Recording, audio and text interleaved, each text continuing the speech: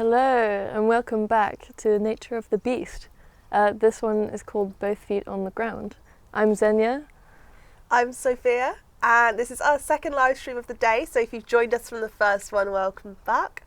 We're all now very full of a very delicious soup. I'm not too sure what vegetable that was made out of, but it was very enjoyable. Over here in Ecology Corner, we have got Jamie. Good afternoon. Good afternoon. He's our young ecologist, and he's going to be here to provide a little bit of expertise, because like Xenia is a filmmaker and I'm a bit of everything. So it's good to have some proper brains.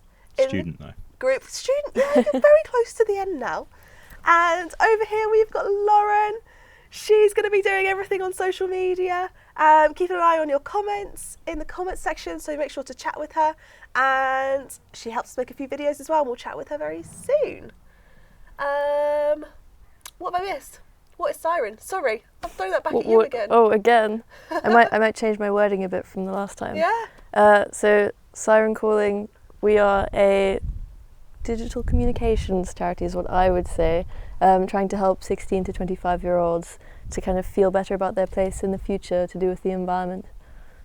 Yeah, exactly. So we've got tons of amazing content. We'll talk a bit more about why we've made the content and how we're funded and all that kind of thing soon, and meet a lot more people. But I think first off, let's go straight into our first video, and it's all about salt marshes.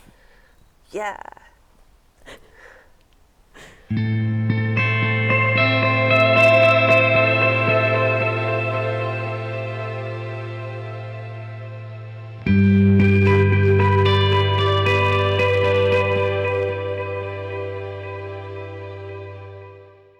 There are masses of varying habitats along the Stour estuary. From busy ports to vast mudflats, this dynamic environment is never still for long. The juxtaposition of Felixstowe Port next to some of our wildest habitats and amazing places of relaxation mimics our busy human lives. Just in the same way, so many species along these salt marshes are reliant on each other for their survival. Us as humans are reliant on nature for our mental well-being.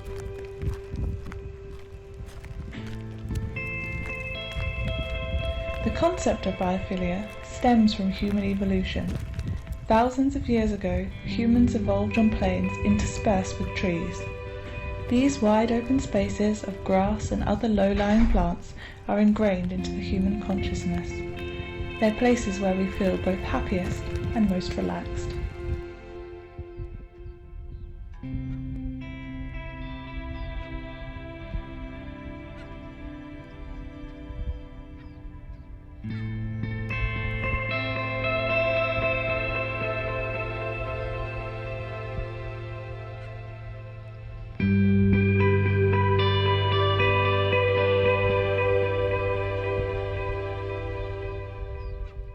These plants have made a place to be.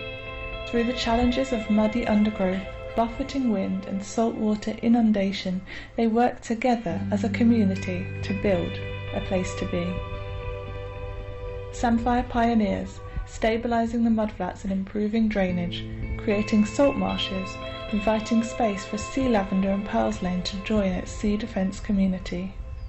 Their sharing way of working adapts their habitat to suit them and allow other species in. While shaping the environment, this community all have their own ways of dealing with the challenges of their environment. Can this halophytic gang teach us anything?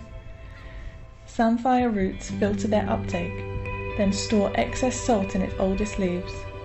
The salty leaves can turn yellow or even red, allowing the top of the plant to remain green and keep growing.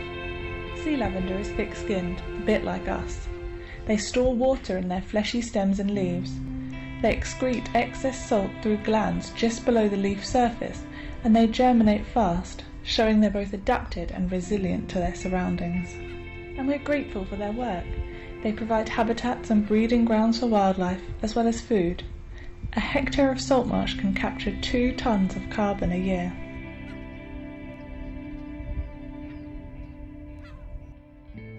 Here in the salt marsh, everyone is adapted and everyone is adaptable. Everyone is different, but each is important, and together they and we can enjoy a place to be.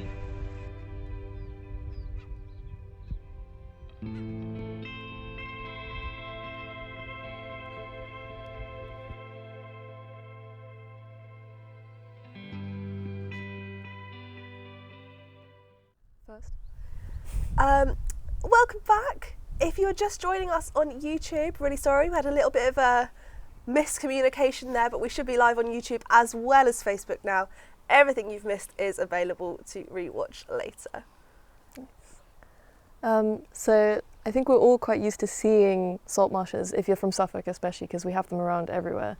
But Lauren, was that your first time going to salt marsh, or have you kind of visited them before for any particular reason? No, for me that was a first, and I was really surprised with how beautiful and how colourful it was. Definitely a really calm place to sit and film that video. Yeah. Right.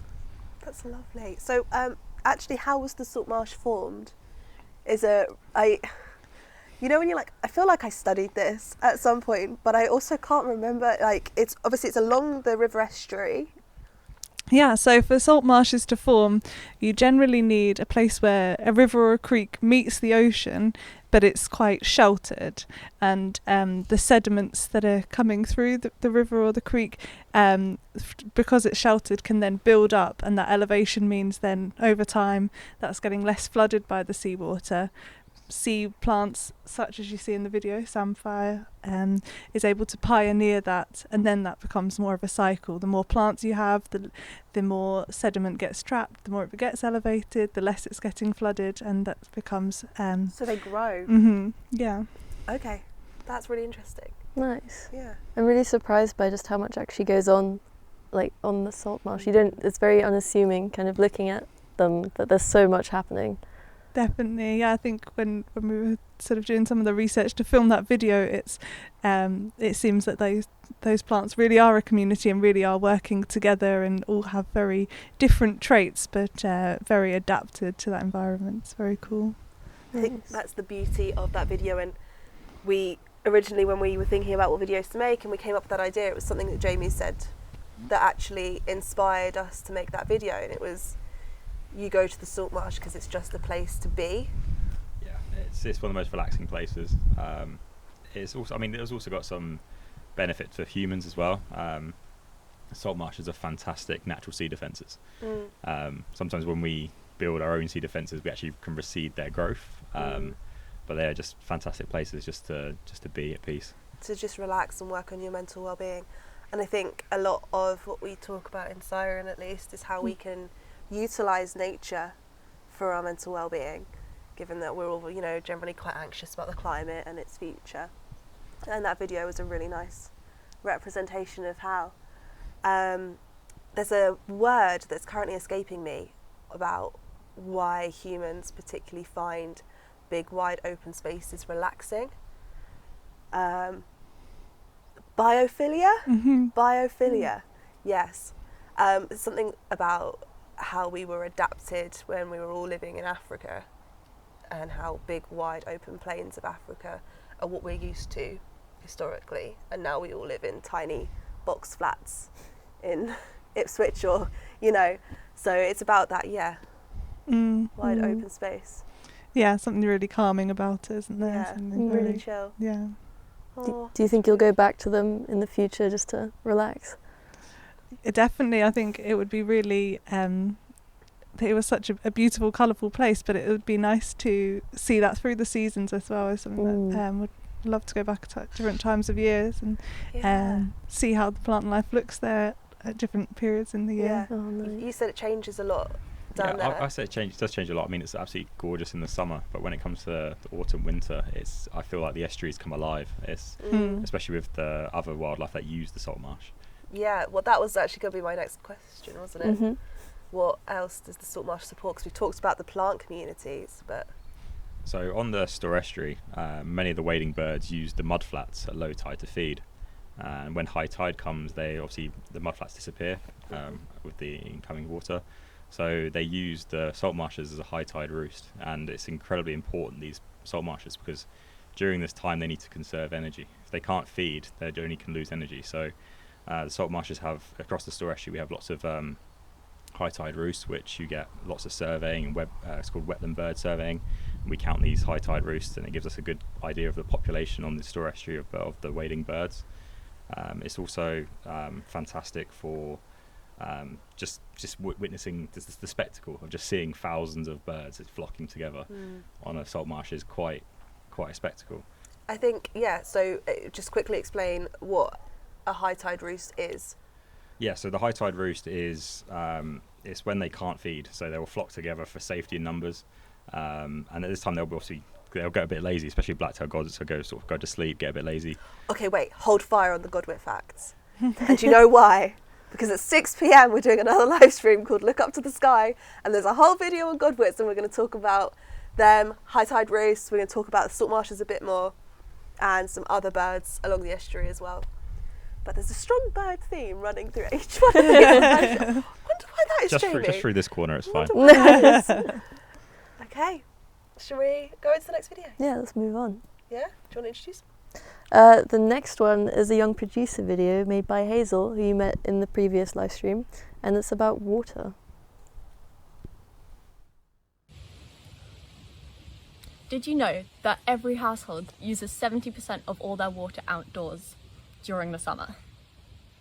This is a lot of water, and so I'm going to explore some ways which we can help reduce water outside, so it's both more environmentally friendly and also it will be more cost effective as well.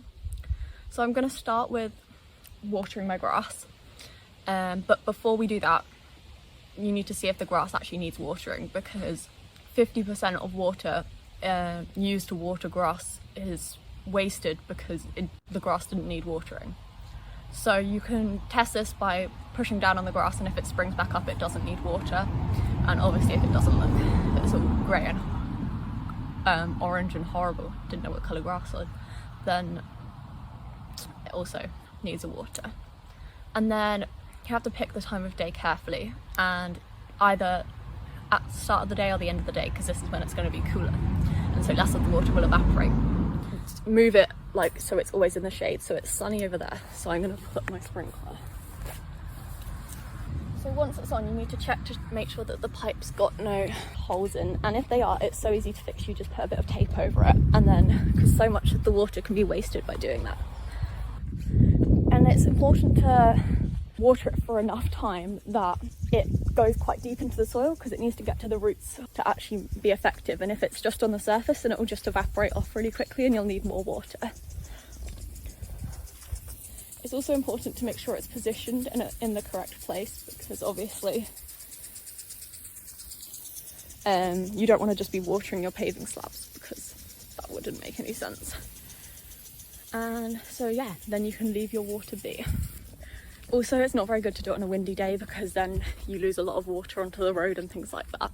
But this is still just using mains water, and so even better would be to collect water yourself and use it.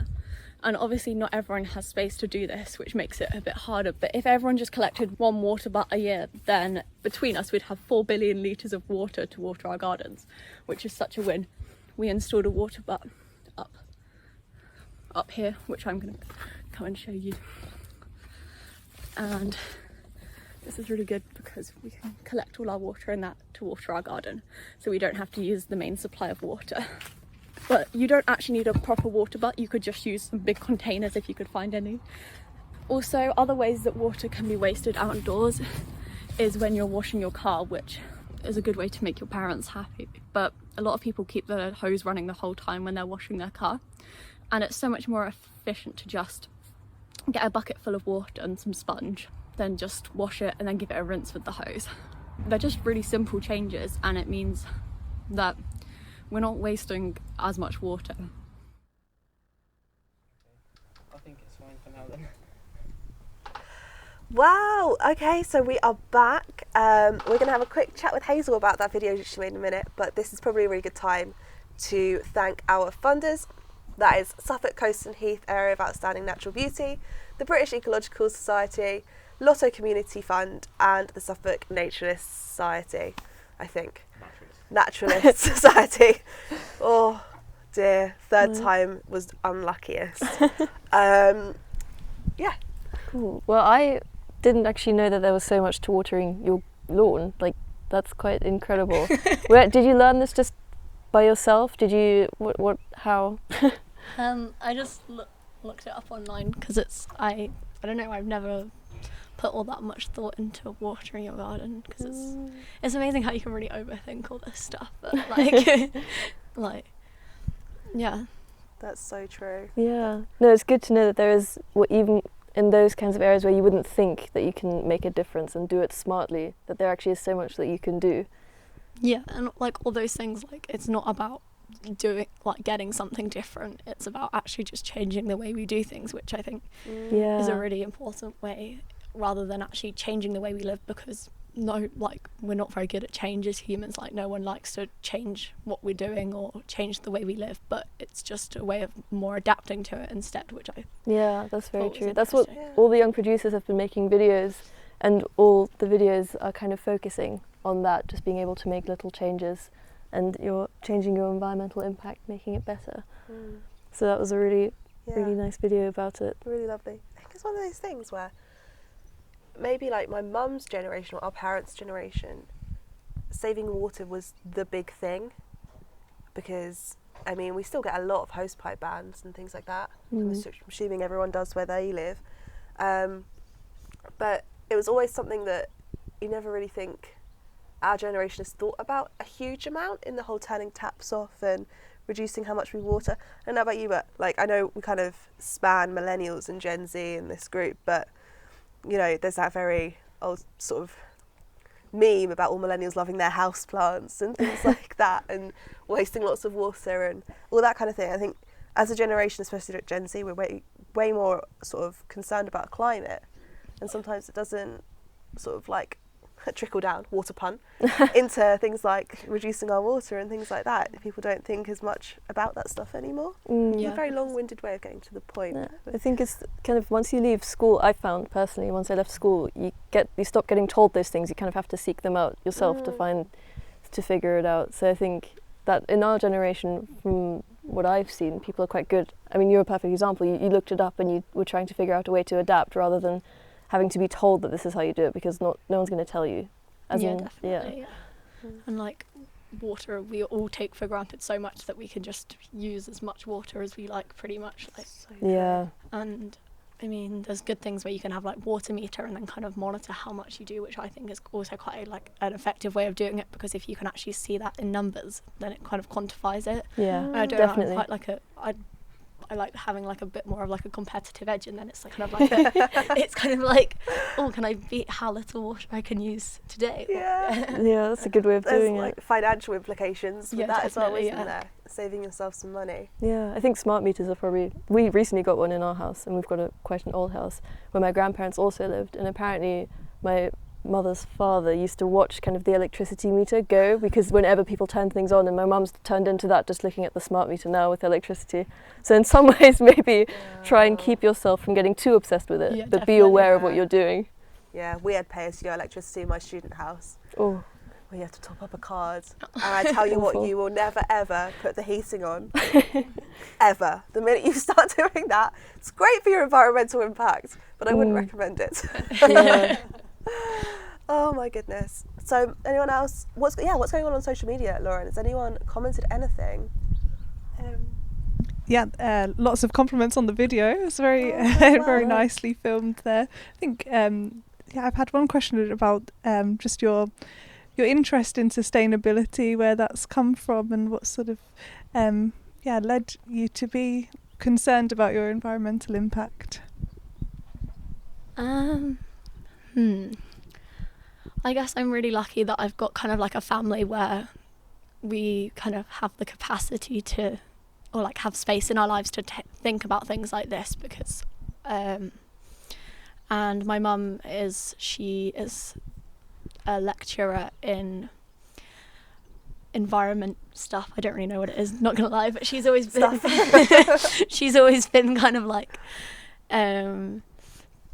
very like eco-friendly, and I think kind of that's always been how I've been brought up, and so I don't know, I can't remember not really thinking about it, and kind of when you get into a pattern of thinking about in the environment, I feel like it's easy to try and factor that into the rest of your life, but I'm not sure.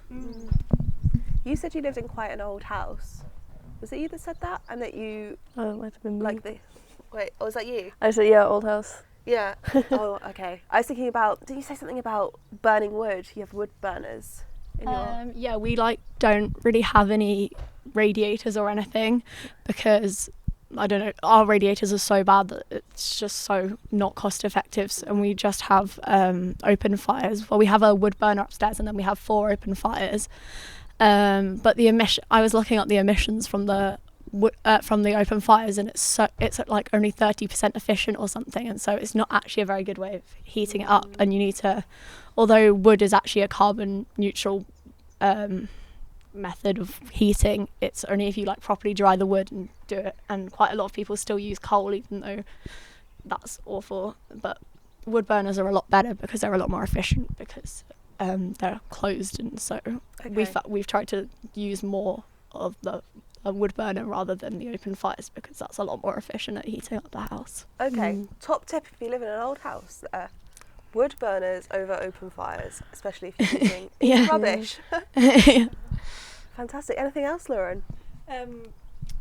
Yeah, also just another question about your water insights. If you are, would it be better if we weren't mowing our lawns? Are they better at holding the water? Does it make an impact, or is that something you know?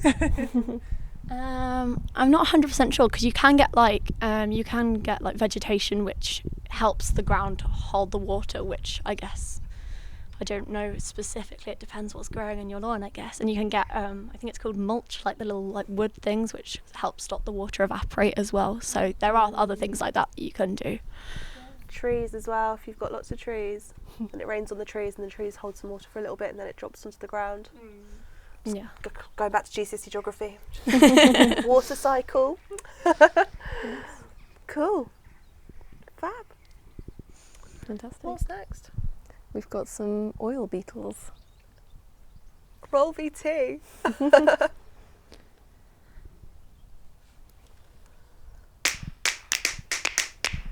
This one is... I, as the oil beetle, am dependent on the bee.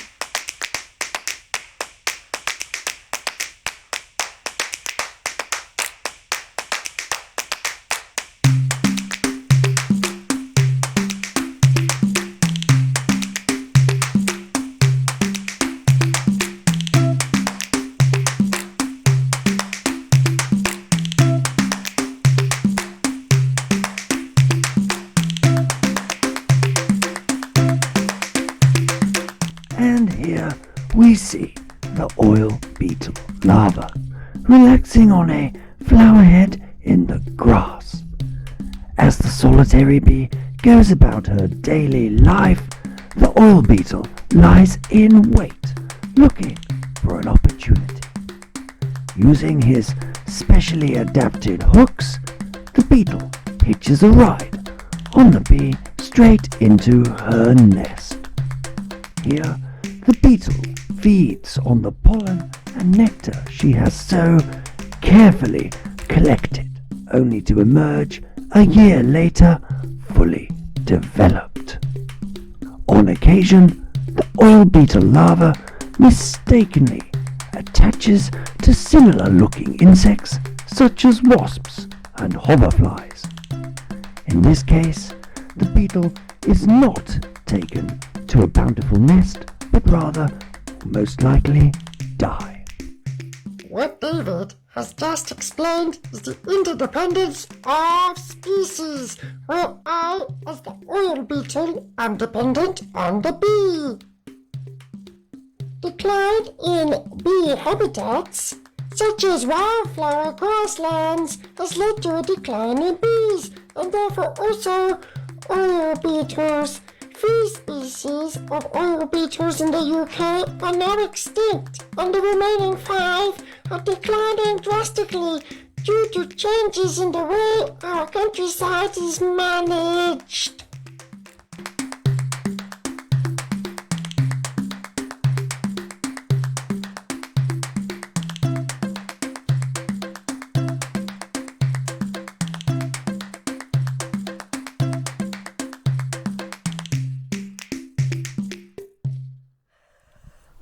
Everyone is chuckling so much at Russell pretending to be an oil beetle. I think that was a TikTok filter used on him. Brilliant. Have you ever gone home to your mum after a day at work and just gone, how's work? And you've gone, today I pretended to be a solitary bee and I ran around the back garden carrying Russell on my back. Was he heavy? He's heavier than he looks. Oh my goodness. Anyway, where on the store can we find oil beetles, Jamie?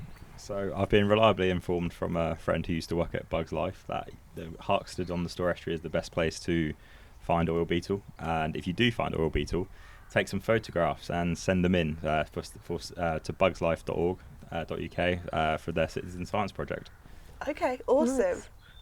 Awesome. I don't think I've never seen one. no, but I also don't think I'd have known. Yeah, I mean they look kind of pretty with their oily look.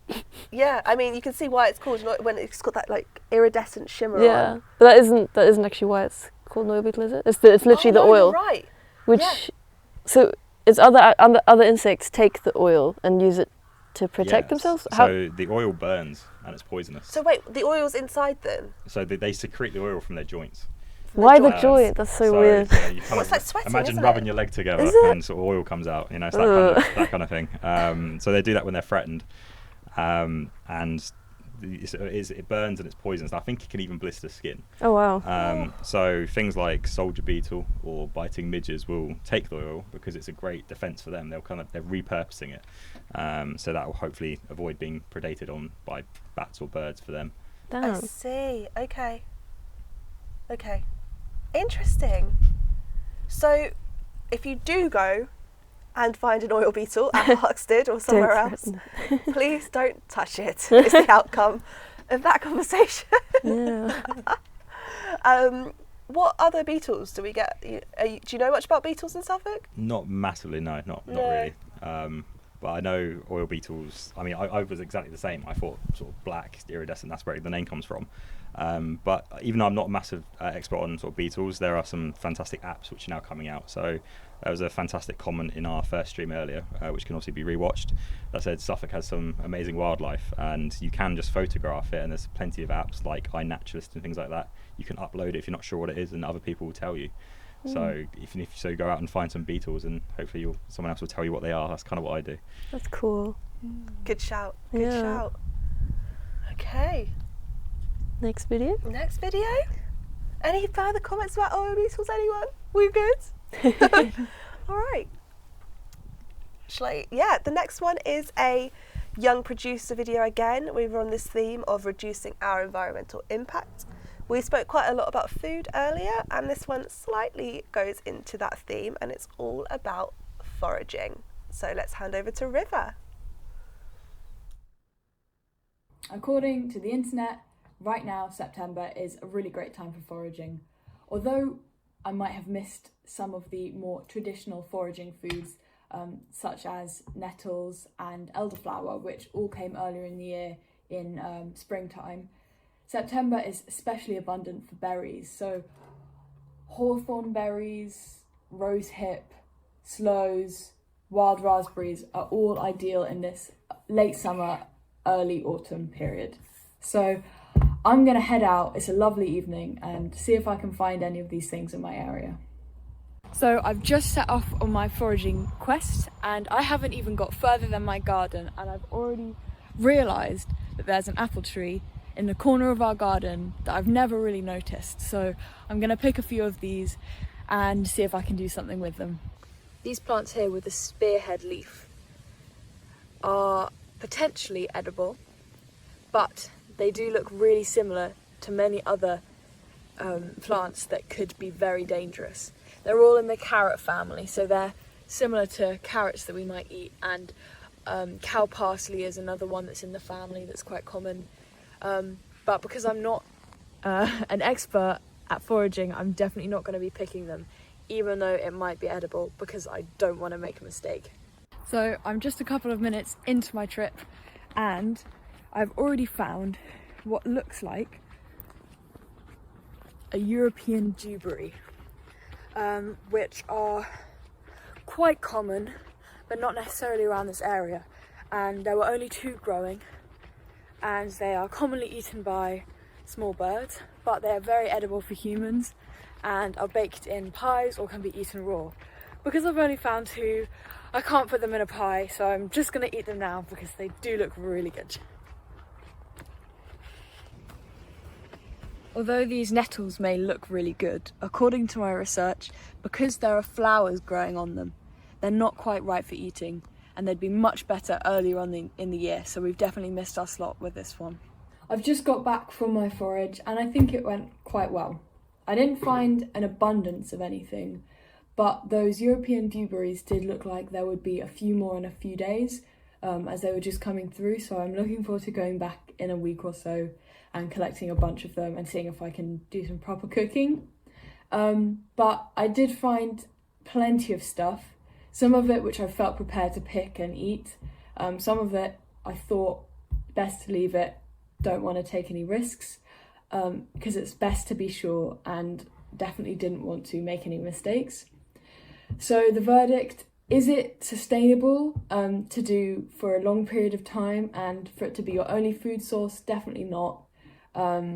Especially where I live, there isn't really an abundance of stuff at this time of year, but it definitely is a good way of having some fun with how you eat, trying to reduce your carbon footprint and eat more locally, as well as getting outside, enjoying nature and finding more about your local ecosystems. But in the meantime, if you can't forage, there are plenty of other options to reduce your carbon footprint when you eat, such as reducing meat consumption, especially red meat, and milk and dairy, and making sure that what you're eating is local and seasonal.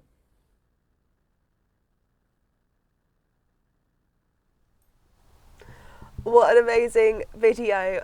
We are joined by River right now, and also by Ian, who is a foraging expert within the Siren family. But first off, River, what inspired you to make that video? Ian. When I came and visited a couple of months ago, we had some food that was foraged and you talked a bit about it, and it genuinely excited me unreasonably. I mean, I was like embarrassingly excited about it. True. And thought, you know, how much is there that we can eat that I don't know is, you know, in my area. And since I was already vegan and I wanted to look at ways to change how I eat, there didn't seem like many options, and foraging popped up as one that I had never really tried or thought of, and it was really exciting. Oh, that's lovely. Did you go back for the dewberries? I did, and there were a few more. I'd say like 7 or 8 more. So not loads, not enough for a pie still, but I did go back and eat them, and they were pretty good. Nice. Lovely. Have you got any questions for River? Have you since then made kind of any meal with any foraged food? I haven't found enough for a meal. I think that might be time of year. Okay. But I'm not the person to ask. But I would like to, at some point in the next, 12 months, when the time is right, stuff like wild garlic and nettles. I did make some nettle pesto, which is very good. Nice. But I'd like to go back when the time is better and try and get some more stuff. Great. That's really cool. Really cool.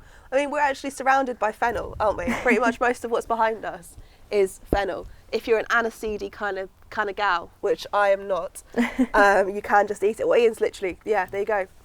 And this is technically your back garden, Ian. What else is there to eat? Well, I did just prior to this prepare some things, but this was literally just walking around the garden. And I know not everybody's got a garden, but this stuff is really common, so I thought I'd do a show and tell. Yeah, that's that'd be okay. great. And I must say that River's video was really inspiring, because I kind of like the natural way, and I don't want this to be a nerdy thing, foraging. It should be, hey, we can eat this stuff and actually make really cool things from it. So I'm going to start with this one, which is a thing called fat hen. It's a really weird name, but it's super. River's like, It's really common. So it's an agricultural weed, and you'll find it absolutely everywhere. And the amazing thing is loads of gardeners dig this up to plant spinach instead. So the really weird thing is that we didn't have spinach in Britain until like the late 18th century. It's come from Asia, and that's what everybody used to eat instead, was fat hen. So it has these little sort of diamond-shaped leaves, and you can eat them raw. or you can make pesto from it. And it's super common. The next one. Pesto does seem to be a running theme. Yeah, well, pesto. Yeah. There are other things you can make as well. So this is garlic mustard, with its kind of almost like a leaf, a bit like a horse's hoof. It's a cabbage family thing, but it tastes really strongly of cabbagey garlic, which is better than it sounds. We'll take it. Yeah. And that's a very common plant too. And the last one, which is not something you can eat, that I thought I'd bring, is this, which is mugwort. So the family is Artemisia, and River, if you kind of stroke the plant and smell your hands afterwards, it's kind of quite, it's kind of aromatic.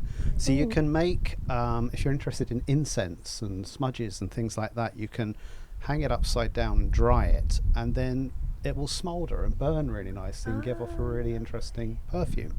And those three things are all really common plants that you would find nearby. So I guess the gist of it you're expecting me to say is, don't go picking loads of stuff because you might die. Yeah, pretty much. And that's true, but not exactly. I've got to say, I think that was a real curveball you've just thrown us there, because I was like, foraging, eating, foraging. And then you've gone, and incense. I was like, oh my God, what else can we find in the countryside that we can make out of plants? Yeah. And the first one you said was a weed. Jamie, what's the definition of a weed? Well, I thought a weed is just an unwanted plant. That does not, that's the gardener's definition, as my mum would say. It's just a plant you don't want. It's just a plant you don't want. So That's the basically, definition it's of a not weed. like. That's what I would do. That's how I would define it anyway. Yeah, that sounds about right. I hate that word. I really, really hate people using that word.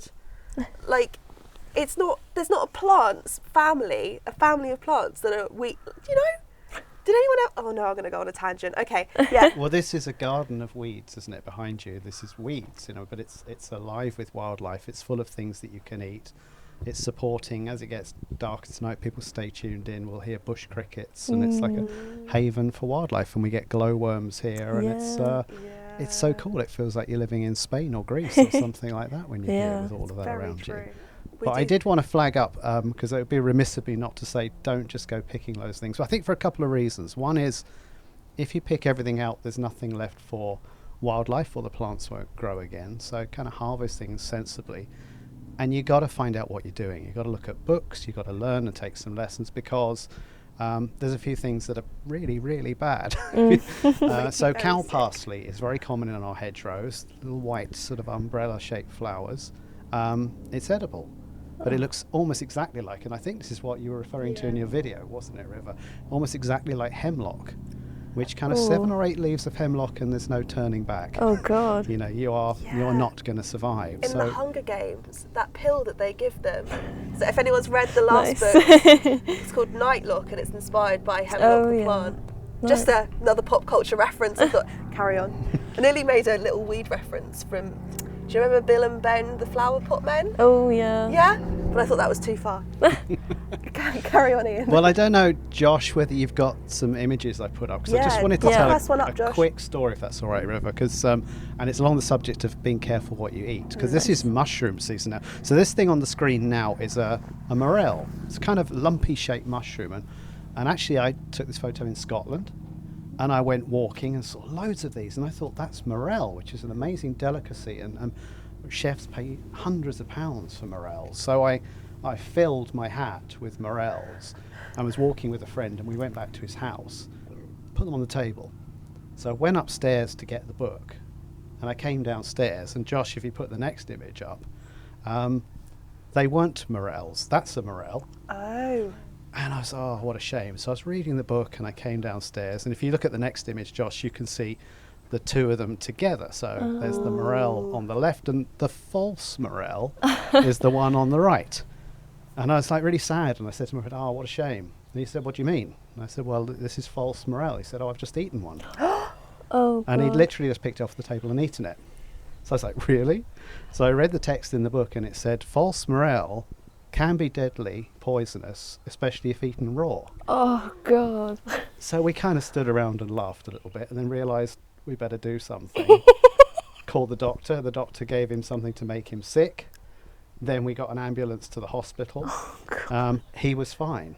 In fact, the nurses were really intrigued because they said, "Oh, we've never had a mushroom poisoning before. It's really exciting." But yeah, false morel. And there are lots of combinations of plants or mushrooms or things which are like that. So you were right, River, weren't you? Like, be careful. If you don't know what something is, it could end up very, very badly. But he survived. He was fine. And I didn't advise him to eat it. He did it of his own accord. But nevertheless, I got the blame. Oh. Well, I think that is the biggest takeaway from foraging. Get out there, go have a look, buy some books, take some courses, but please be very, very careful and consult some experts. Yeah. And especially with mushrooms, please. But I think, River, and you take the mic here, just connecting with that food makes you feel like you're part of nature, doesn't it? Yeah, I think that's what it's really about. Because like I said in the video, there was really nothing there that I could have made a meal out of. Nothing was going to fill me up. I mean, maybe at another time of year I might have found an abundance of stuff, but really what it became about, and I didn't realise that would be the case, it became about just identifying how much, interesting wildlife there is and how many plants there are around where I live. And when you're actively looking at the greenery around you, you wouldn't otherwise realise how much exciting stuff there is and how much you can eat. And it was just about connecting with your local area, and I didn't anticipate that that's what it would be about, but it really was. That's so nice.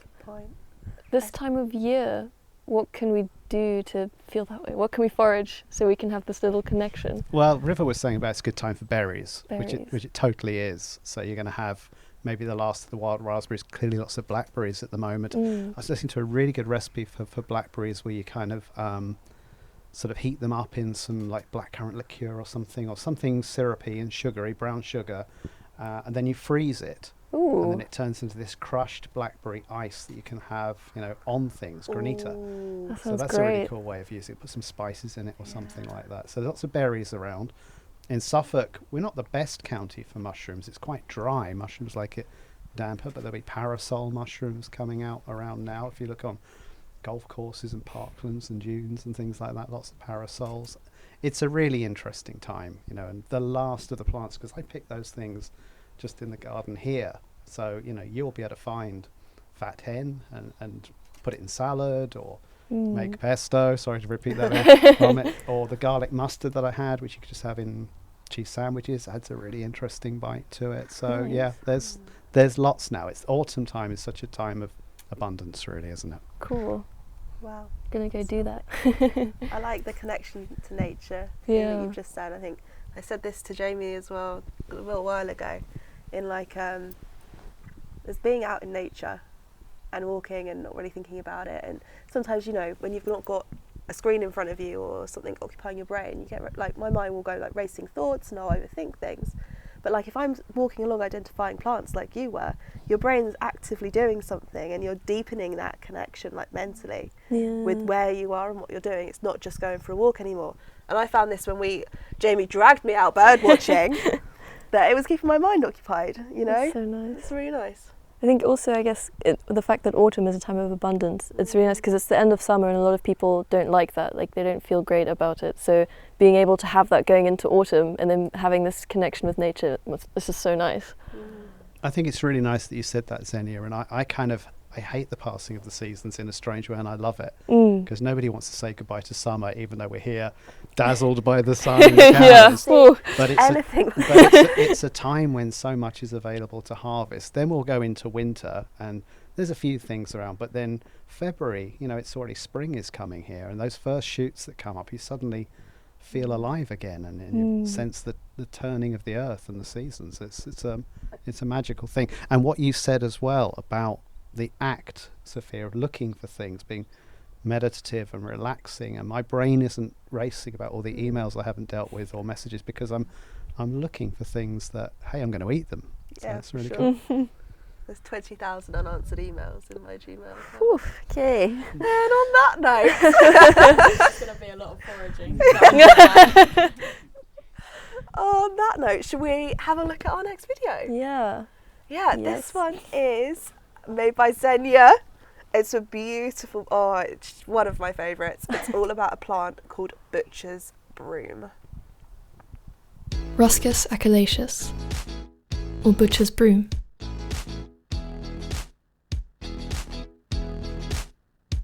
It got this name because historically butchers would bundle it up and use it to sweep their chopping blocks. It actually contains a kind of antibacterial oil, which would have helped improve the hygiene and so the quality of a butcher's product, but who knows if they were aware of this. It also goes by the name of knee holly. This name was earned because it typically reaches heights between 50 and 100 centimetres, although in undisturbed woodland it can grow much taller. Even though it looks similar to holly, butcher's broom is actually closely related to asparagus and lilies. And this is not the only way in which it is deceiving. Those things that look like leaves are actually modified stems, branchlets. This is why it looks like its flowers grow out of what we would think is the leaf.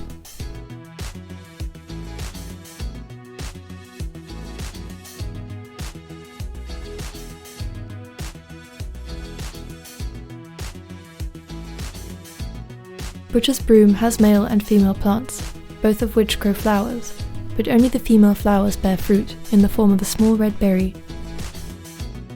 These are attractive to birds who eat the fruit and disperse the seeds. Yet the main way in which the plant spreads is through underground rhizomes. These are fleshy underground stems. They grow at ground level or underground. Think ginger or bamboo.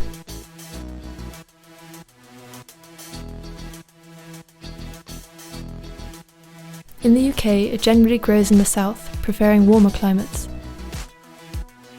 It tolerates shade very well and prefers drier soils, which is why it is most often found in ancient woodland or hedgerows.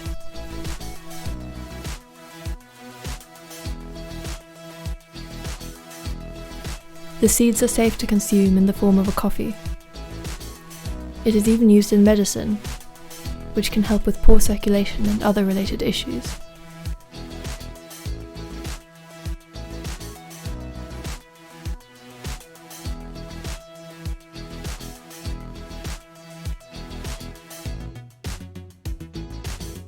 So even though it may not look so special, butcher's broom is really just a little bit fascinating.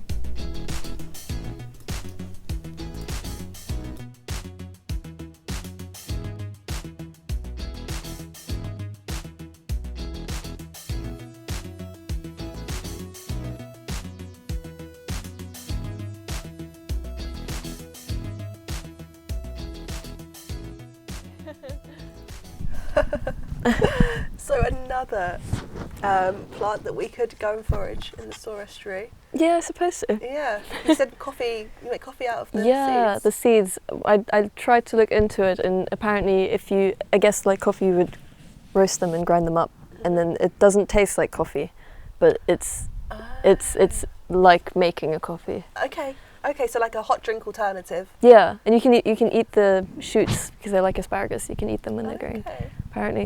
Apparently. Fact check. Yeah.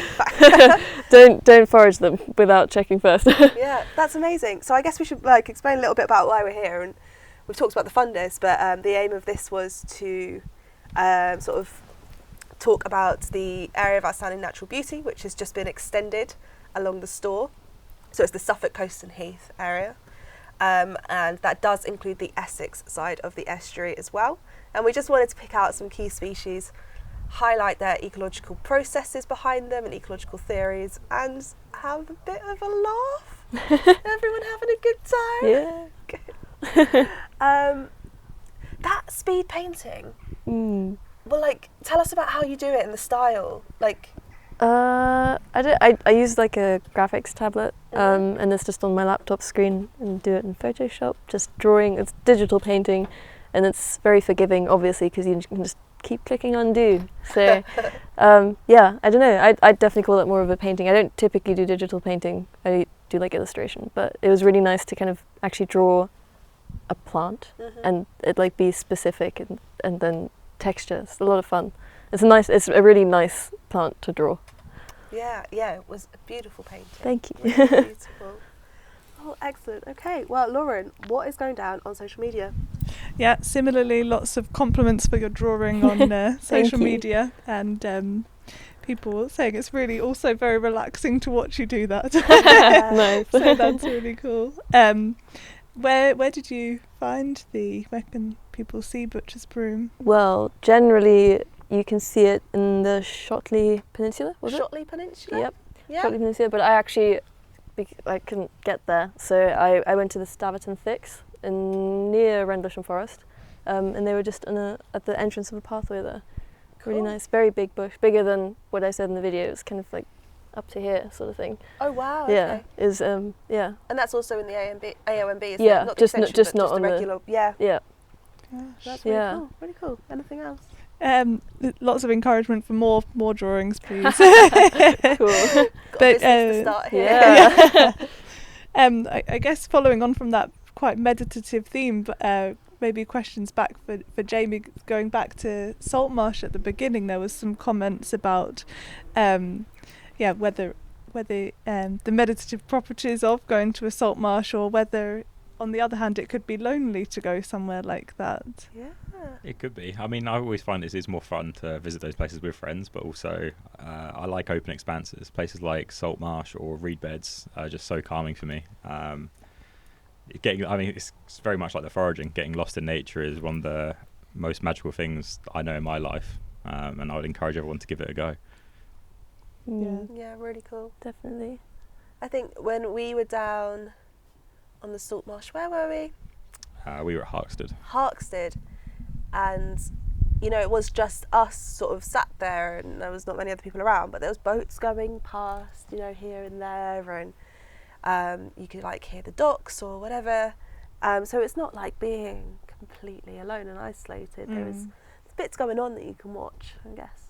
Yeah, so lots of very different ways to connect with nature. I guess that same principle going through all of them. Yeah. Very cool. Anything else?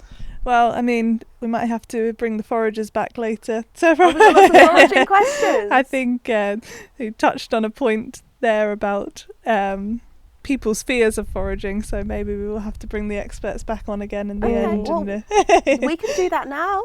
Should we do that now? Yeah, come on, you two. Let's chat more about foraging. We've got tons of time. Here they come. Here they Great, come. they're back. I mean, I think you already touched on the point, but there was a couple of comments. Firstly, about fear of picking the wrong things, and then I guess addressing those fear, how people might approach about going on a course or learning more, how people also might get involved with that. Can I start this off by saying that as a novice on a level that you cannot comprehend, as in 10 minutes spent on the internet and an evening with Ian, that was all the knowledge I had. And I think what is helpful is the comfort in understanding that there is so much that you won't feel risky. You know what nettles look like, and nettles are totally safe. Well, you might get stung if you just grab them, but you can't mess up with nettles. You can't mess up with blackberries. Start with that. That's what I did. I didn't touch anything that looked like hemlock, nothing like that.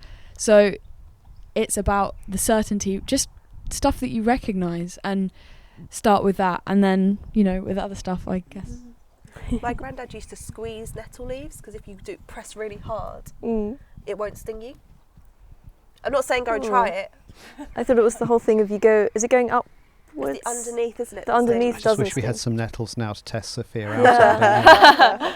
Yeah, I might regret saying that. I think what River said's really good advice, and this is going to sound weird, but I was thinking about when you cross the road, you're kind of aware of the danger, and it could go really badly wrong if a car comes at the wrong time. But if you're thoughtful about what you're doing, you're going to be okay. And it's the same with going out looking for food in nature, isn't it? It's like nettles, just like you said, there are a couple of things similar to nettles, but they're all edible generally. But we all know stinging nettles, and so start with that. And like River said, start with blackberries, and then you might try something else, and something else that you're confident about. I'm going to say go on courses, but courses often put people off, don't they? It's like, I kind of learnt myself, just reading books and checking stuff on the internet, going out with people that know. But I do think it's kind of that weird combination of it's good to be frightened of that stuff, because then you know how serious it can be, and not just going to the supermarket where you're told everything is edible. But most things in nature are edible, in fact. Like leaves from trees are edible, but we don't tell people that because we're all frightened of dying and poisoning ourselves. So it's good to be fearful of it, but it's good to be reminded that it's actually a tiny percentage of things are very, very deadly. Most things are okay to eat. So What tree leaves can we eat? so in springtime, birch leaves. No. You can make really nice tea from birch leaves, for example. That's cool. So, Okay, that's cool. Yeah. and there's lots of other leaves that when they're fresh, and it's like a lot of plants, the older they get, they're like tough and they're less good to eat, less good to make things from. But yeah, I think it's good that people are saying, hey, I'm frightened of it, I'm wary of it. That would be crazy. You heard my story about the mushrooms. It's good to be like that. But we are all nature.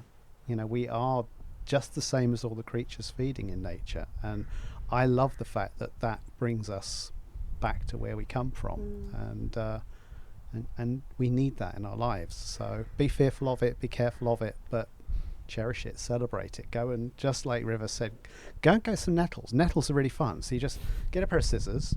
You don't even need gloves. Get a bowl and you just snip off the top fresh shoots of the nettles, and they'll fall in the bowl without stinging you if you're careful. And then you get a pan of boiling water, just drop them in for a couple of minutes. That just blanches them, gets rid of all the stings. You take it out, you wring them dry a bit, try maybe wrap it in a tea towel and wrap that out. And then you end up with this amazing green thing in your hands, which is then like something you can make into pastes and pestos, or put in meals, eaters' tea, other drinkers' teas. It's right there for you, waiting. So give it a try. And they are cool. everywhere. I think we can all say that. God, yeah. After a really wet summer, the nettles are really, really high right now. So, or maybe not right now, because you said don't do it when they're flowering. Don't do it when they're flowering. But I think there's a Siren series waiting, which is River Goes Foraging. Yeah, that would be great. That'd be really cool. Yeah. New recipes every Friday. You could do like a collaboration with Jamie, our resident chef. Yeah. Which, by the way, we're talking about on our third live stream, which is at 6 o'clock tonight, and you guys should all definitely tune in. We'll be right here on the YouTube channel / the Facebook page. Nice. Anything else? No, I think that's some great encouragement to get out there and try some of the easier stuff, some of the basics. Yeah. Thank you. There was one question for the butcher's broom from our file. Oh, yeah. Which was, how can it actually be used in medicine? Yeah, we totally forgot that question. So it's quite an interesting one. Butcher's broom is really good for blood flow. So there's something called chronic venous insufficiency, which is where the veins in your leg don't pump blood back up to your heart. So an extract of butcher's broom has had some success in helping with that in that area, and it's also had some success for helping with hemorrhoids. So nice. blood flow. Good to know. Please don't forage butcher's broom for your hemorrhoids. We're talking about actually inner medicine, right? Yeah. Yeah, extract. You can buy an extract. Yeah. Excellent. Well, you said something about it's foraging is a bit like crossing the road just now, and I thought, isn't that an excellent segue into a video all about hedgehogs? Press play. It's good. Nicely Good. This wind is so good. I was trying to think of an analogy. Hi guys, welcome to our video all about hedgehogs. When I think about hedgehogs, I think about that weird road safety video from school and the Great British Bake Off. So today, I'm going to be making a hedgehog cake, and Russell and Lauren are going to be in the garden making a hedgehog footprint tunnel, and we're going to go check that out a bit later. But first up, let's do some hedgehog facts and get started on this cake. So whilst I get everything ready in the kitchen, on the screen is a list of ingredients you're going to need. Hedgehogs are important as they're an indicator species of the health of the natural world because they feed on soil invertebrates. Therefore, a significant decline in hedgehogs means a significant decline in the quality of the environment. In rural areas, over 50% have been lost since the year 2000, and also a third in urban areas. But studies show urban declines are slowing, possibly due to people helping hedgehogs in their gardens. We're going to put these in the oven happen for 30 to 35 minutes. And quick job cut in the video editing. I'll see you guys probably in 5 seconds.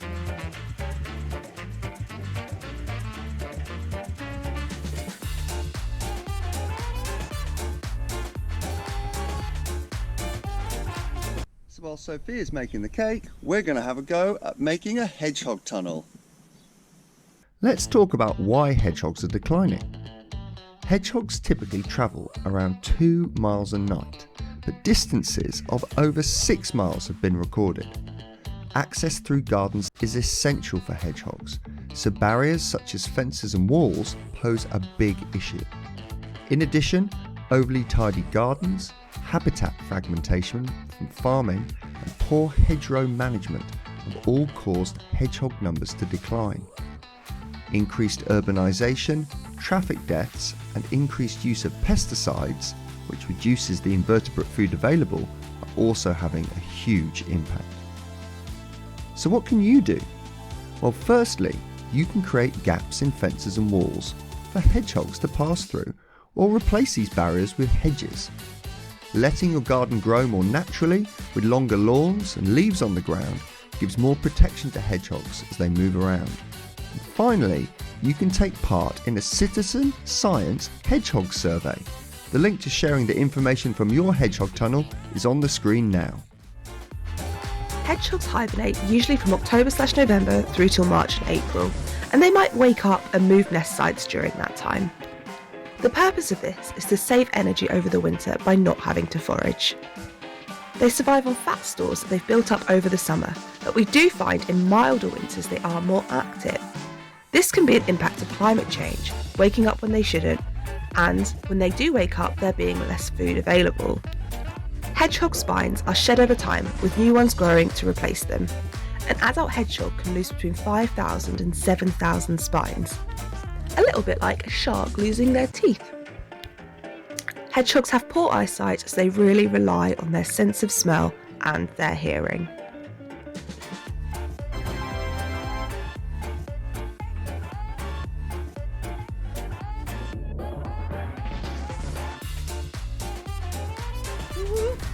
Who's ready for cake? Wow. Actual roasting. Spectacular. Yeah, who wants...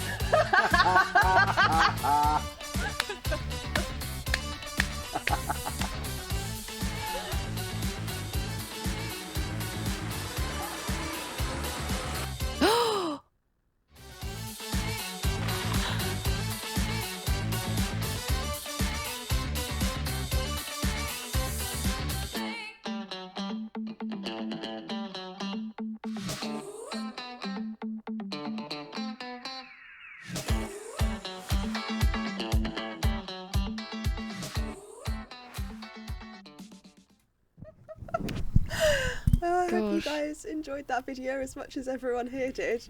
Stunning cake. There were some comments thrown around that were not very kind. No, I'm kidding. So we've got the whole gang back just because we're going to have a little bit of chat before the end of the stream, and we'll talk about hedgehogs as well. And then a new face you might not recognise from before. We've got Laura down here. She's going to be featured in the next stream at 6 o'clock. We will see you guys all there doing some amazing music. But just welcome to join in with this one and chat with us now. Yes, Xenia. Hedgehog questions. Where are we at? So the first question is a general question to the audience watching or anyone here. Do you think you're going to make your own hedgehog tunnel? Having just watched Lauren and Russell build one in the video.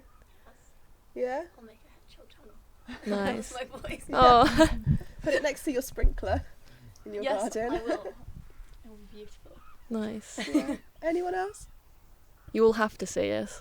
Yeah, you're legally obligated. I mean, you can adapt the tunnel as well. You can use wildlife-friendly sort of black ink on paper, and so when mammals, it'll be hedgehogs or other small mammals, walk over it, you should be able to get their footprints, and you can identify what's been running through your tunnel. Nice. That's really cool. Something to put on your wall. Exactly. Piece of artwork. Yeah. Love that. Gosh. Am I asking this question? Yeah. Am I allowed to ask this question? Oh, is it the one that... It's that question. Can I ask? Yep. Please. Jamie, I wondered this question for a really long time. Oh no. And I really want to know the answer. They're so spiky, right? Yeah. How? I'm assuming they procreate the same way as like dogs, right? In like a. Are you trying to ask me how hedgehogs mate? I'm trying to ask how they don't get stabbed by their partner's spines. Carefully. So hedgehogs have the ability to flatten their spines. But they have quite complicated mating rituals really as well. I'm sorry, it's not as any more flash than that. They can flatten their spines, but they have quite complicated mating rituals. So the males do a lot of sort of dancing around females, and they will snort and puff rhythmically to woo the females before any spines get flattened. It's me in the dance studio. Excellent. Well, I'm glad we all know a lot more about that.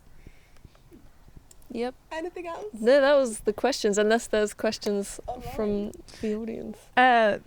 Someone's very concerned whether you got to try any of your cake before it met its end. Yeah.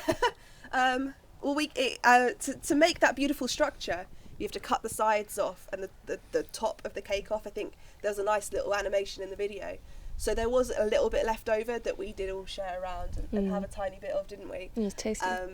But the rest of it all got squished into the road. And on your wheels, all over. All over my wheels of my car.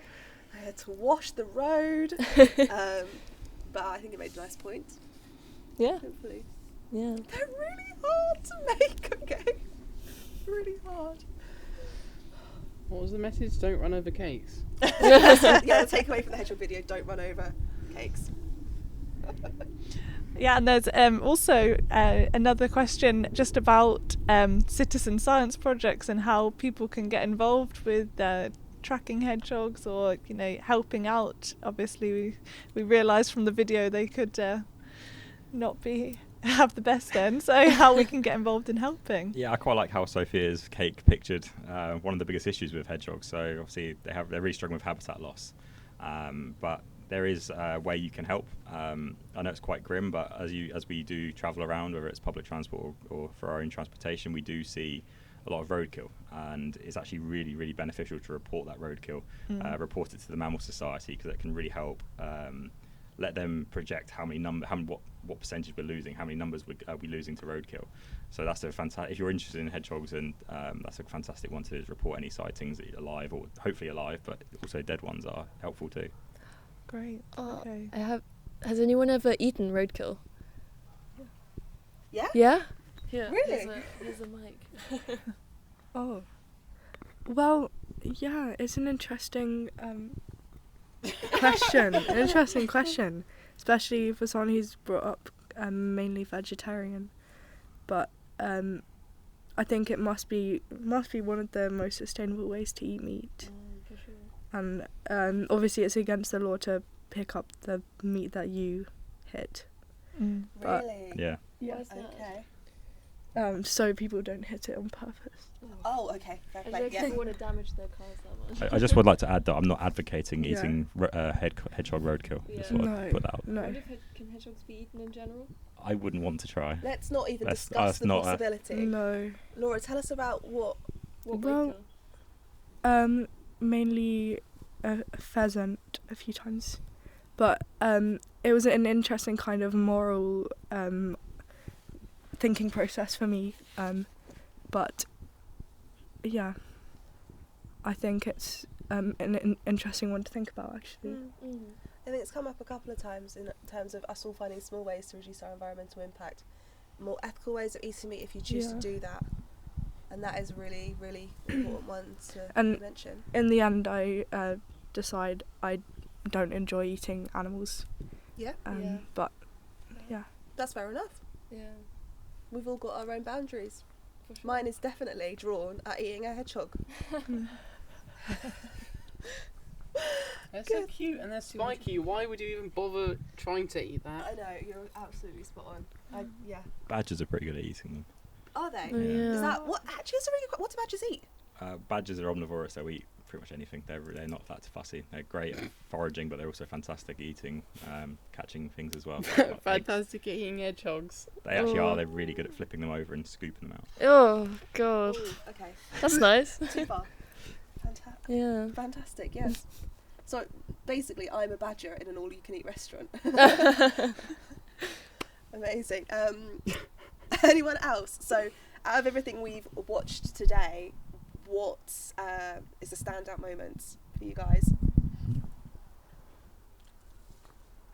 I thought the foraging was good, but Yeah. I think everyone is in agreement. Like, it's a nice thing to think about because it's a way of appreciating the world around you a bit more, and just like, I don't know, just you don't. It's another thing that I never put much thought into, and I like the idea of like identifying all the different things. And like, it's just quite exciting, isn't it, seeing what you can find? So yeah, definitely. Yeah. Anyone else? Well, I just liked hearing about hedgehogs. I think they're such an exciting creature to see, because they're really rare to spot anyway. I've never seen a hedgehog except maybe once in my garden, but apart from that, they're so talked about because they're so almost alien to us in their like makeup with their spikes, and they're really cute and they're so exciting. We're taught a lot about them, I think, as well. Maybe I did a project in year 3 about hedgehogs, you know, so a bit of an expert here. So if you ever have any questions, but yeah, it's just really exciting to learn about them and to hear about how they live and what we can do to protect them. What about maybe aimed at Jamie, but also everyone? What other plants and animals, if we could have included more in this stream, because it's both feet on the ground, so no birds, please. What should we have included? Like, what would we do next time? For the AONB? Yeah. My brain's just going straight to the birds. Of course, when you say no birds, it goes to the birds. Slugs. I don't know. I feel like we've actually slugs. Yeah, slugs are a good one. That's a really good point, actually, because I don't feel like any of us know much about slugs, apart from the fact we just strongly despise them for eating our plants. It's another alien kind of Yeah. species. Yeah, like we were talking earlier about the leathery sea squirt and how it looked like an alien embryo. Yeah, it's a really good point. I was going to say with foraging, samphire, right? Oh, We can. That's a very. I mean, it's pretty safe. I'd assume. Ian, is it safe? Yeah, thumbs up. And when we were on the salt marsh, we were just kind of picking at it because we were all really hungry and it was hot, and we it's like eating squishy crisps because they're so salty. Yeah, when we were filming the store, we found some samphire, didn't we? Just a little sort of sprig growing out of some concrete, actually. Oh wow! And it was really good. Very salty. Purslane. We were eating purslane in the salt marsh. I didn't have any. Oh, what is it salty as well? It's so salty, but it's also like apparently if you fry them, they crisp up real nice. Oh, cool! So it's like a bit like a chip, like eating crisps or something. I like that. But I was munching away whilst you guys were filming the video. Yeah. Nice. Okay, cool. Should we call it a day there in that case? Thank you everyone at home so much for joining us. Thank you to everyone who's contributed, all the people who did research. We do need to say a real special thank you to Jen Broad for all of her work throughout all of this. Thank you to all our young producers, everyone behind the scenes. I said this in the last stream and I will say it again. 90% of our team is 16 to 25 years old. The people running the cameras, the people running the live stream, the presenters, the people who created the content, the people doing our social media, almost all of us are 16 to 25. We do have a few proper grown-ups that keep us in check occasionally, but they mainly just steer the ship. We guys choose the direction, and that's what's so exciting about this project. So thank you all so much for being here. This is really a probably once in a lifetime thing that we'll get to do for Siren, and it's been amazing. Our funders, British Ecological Society, Suffolk Coast and Heath Area of Outstanding Natural Beauty, Lotto Community Fund and the Suffolk Naturalist Society. They're all absolutely amazing. Thank you so much for giving us the opportunity to do this. We will see you guys all back here at 6 o'clock for the final stream, which is Look Up to the Sky. We've got bats, we've got birds, we've got Someone shout something at me. What else is in that video? Seagulls. Seagulls! Chili. Godwits. Jamie's making a vegan chili. I can't even put any more excitement into how good this stream is going to be. These guys are playing. We've got live music from the band, from River and Laura and the band. So you guys definitely want to be there. We will see you there really, really soon. Roll the end credits.